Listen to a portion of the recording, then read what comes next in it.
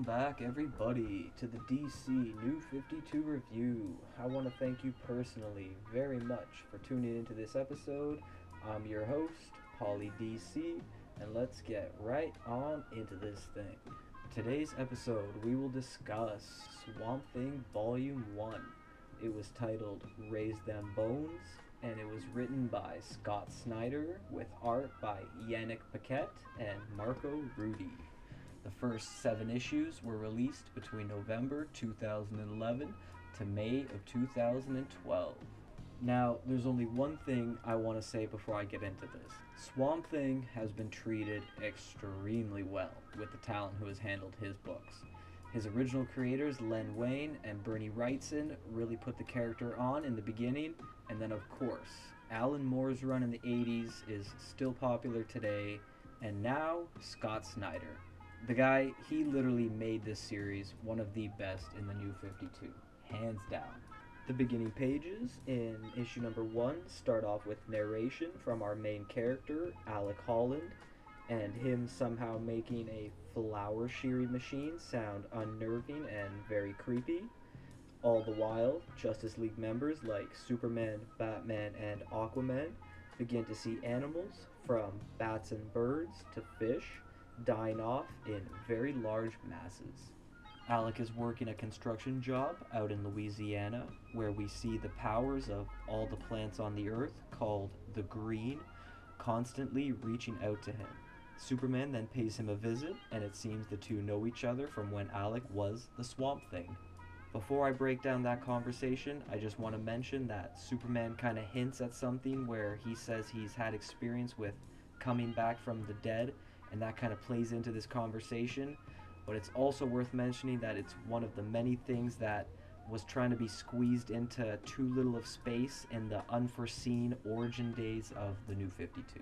But that's a whole nother story for a whole nother day. Now, a lot is kind of explained here with Alex saying stuff in narration and out loud to Superman. Apparently he came back from the dead 6 weeks ago and is no longer Swamp Thing, so he tried to return to his life as a botanist and even created a new batch of something called a bio-restorative, which ties into his past history of the Swamp Thing and how he became the creature, but apparently his time as that said creature is done. Basically, by the end of the conversation, Alec denies Superman any help with what's going on, and even lies to him that he actually got rid of that formula, the bio-restorative, but he didn't. Later on, it's seen in a few states over in Arizona at a geographical dig site. Some mastodon bones seem to come to life, and that's much to the dismay of the archaeologists who have discovered them, but they become the first victims of what the bones have morphed into. And in case you didn't realize that this was a horror-based title, you sure as hell do now.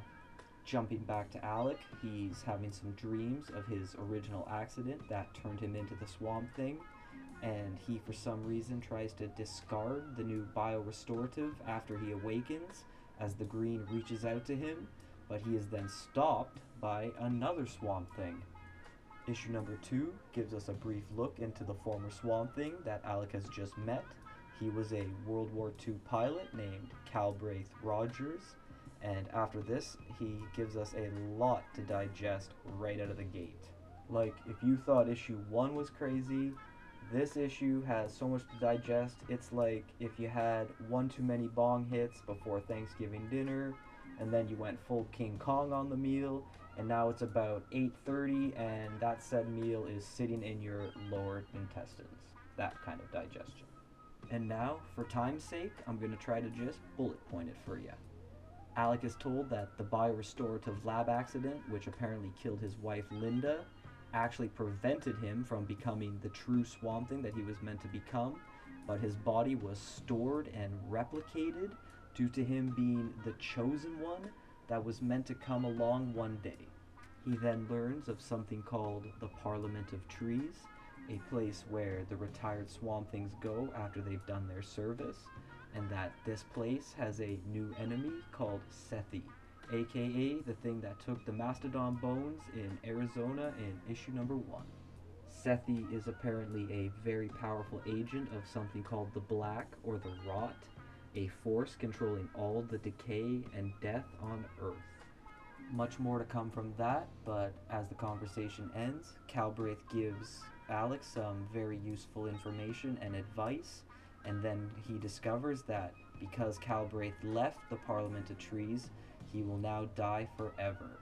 But as he does wither away, he warns Alec to stay away from the girl in his dreams. And his dreams in this kind of first issues are very important.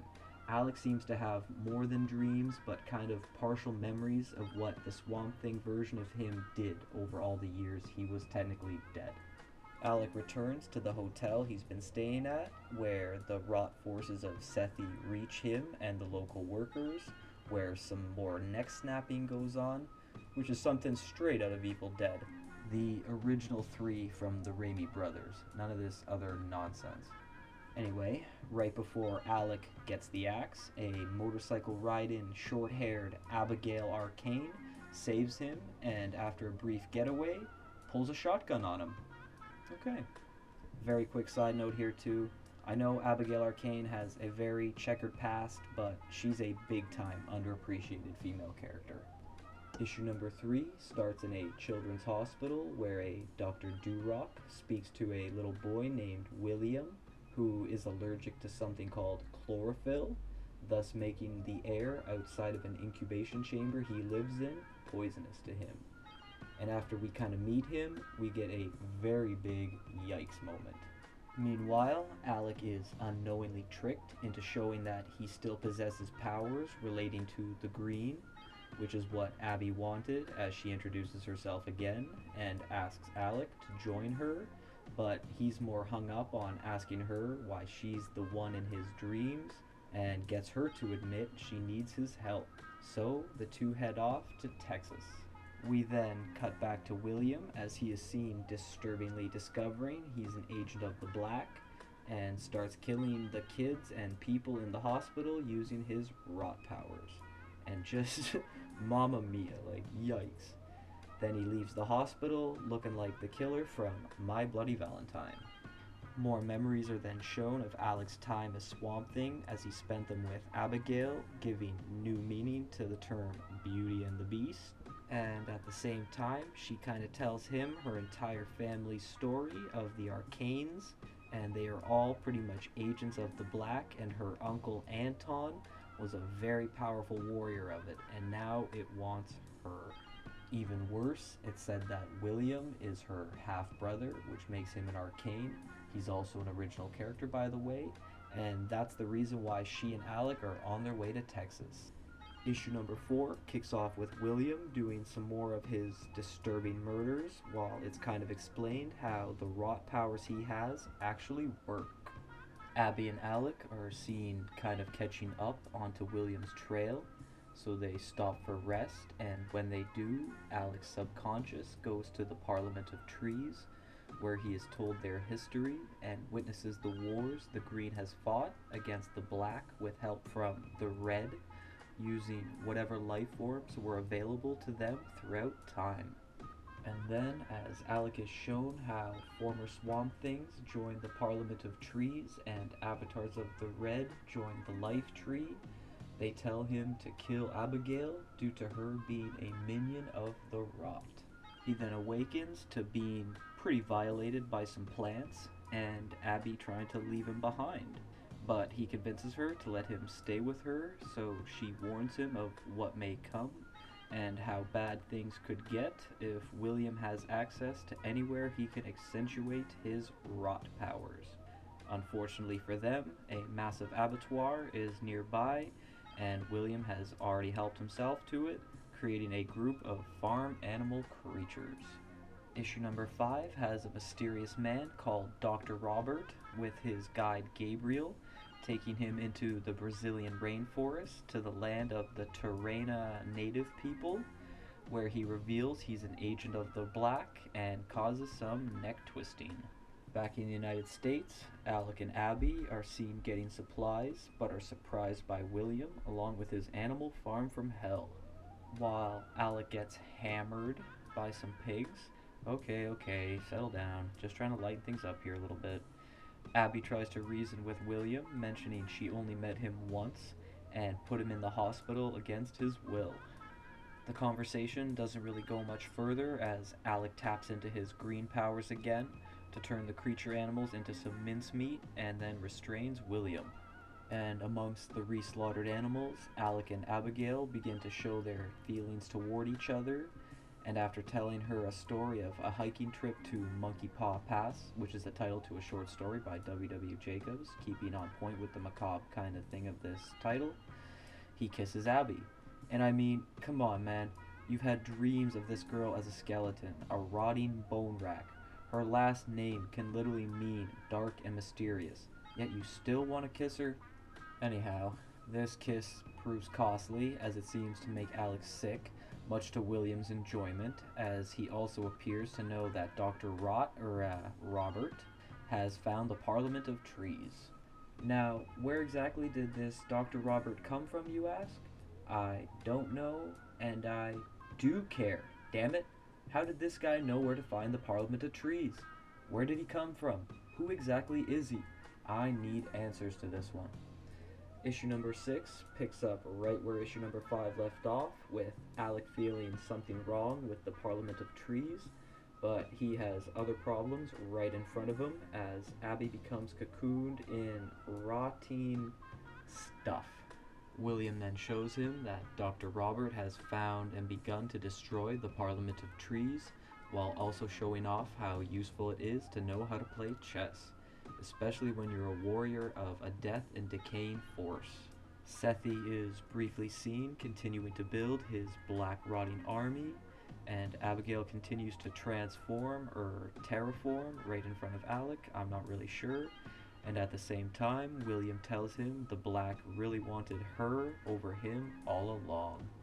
With Abigail pleading with Alec to pretty much kill her, he has no choice but to flee as he fends off some kind of freaky vulture creatures, leaving William with Abby. And did I mention things get disturbing when he's around yet?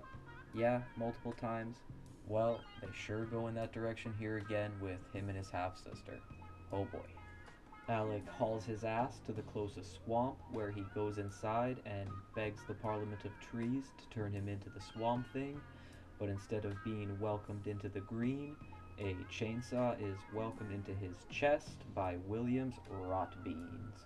Issue number 7 ties this opening story together, with Alec being the opposite of tied together, but he is then cocooned by the green, so the dying and burning Parliament of Trees can prolong his suffering and tell him how he failed them by getting involved with Abigail, who is again seen being taken to Sethi, who is still constructing his rot army. This climax, too, is where you really got to admire this writing. You just want to keep turning these pages, as the Parliament of Trees mentions that they're too weak to turn Alec into Swamp Thing. A very tense conversation ensues, with him being looked at in a kind of new manner, and before he's gone for good, asks the Parliament of Trees to use his bio-restorative tincture he's been keeping secret, but he is then warned that if this works, after this transformation, he will be Swamp Thing forever, and that he agrees to.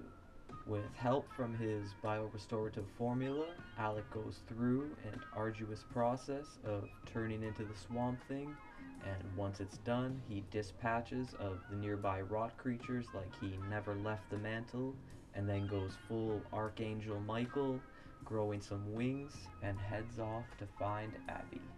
Alright. Well, I can definitely say one thing that benefited old Swampy from the get-go here. Scott friggin' Snyder. That's it. The art is also definitely unlike anything else in other titles from Yannick Paquette. Sometimes a little hard to discern panel order, but really entrancing and beautifully intricate. It's almost like art within the art. Really cool stuff. But again, Scott Snyder. He is easily a top 3 writer in the New 52. He does a great job of teaching the reader some pretty interesting stuff every issue without it becoming an unwanted lesson, and the way he engagingly tells his stories are phenomenal. With this first 7 issue sort of origin arc, we can call it, he literally told a better story than some of the New 52 series that made it to 20 plus issues, even more.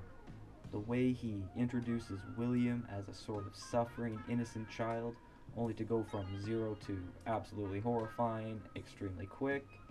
And even though Alec is Swamp Thing for a total of 1 page in this first book, that doesn't take away anything. The only things I'd have to lightly rag on here is how the entire character of Swamp Thing, his past history wasn't totally eradicated and sort of just retooled with a huge explanation plot told very early. And Abigail and his relationship doesn't really seem like anything at first, but then all of a sudden blips into something special, and I feel like it maybe could have just had a touch more to it. But again, because of him not having a totally new, like brand spanking new storyline, they kind of, draw inspiration from Alan Moore's stories. The Abigail and his story arc is kind of like brought in from that, so I'll have to read it. I've seen the issues of the 1 to 4 from Alan Moore in my local library. I'll pick them up. The horror aspects as well that the readers of this title from the past come to expect are most definitely present, and it seems this title kind of pushed the envelope as to what could be put into a comic during the New 52, which is not a bad thing at all. I mean, you're doing your older readers a huge service. I'll end things here though, and I'm just going to say that this series became one of my absolute favorites in the New 52, and it contained one of the best crossovers in the entire events from 2011 to 2016, from anything that DC Comics produced. Anyway, that is it, so please join me next time for Animal Man Volume 1, which will explain the mysterious red mentioned in this book. And please like, share, and subscribe, and to follow me on all my social media platforms.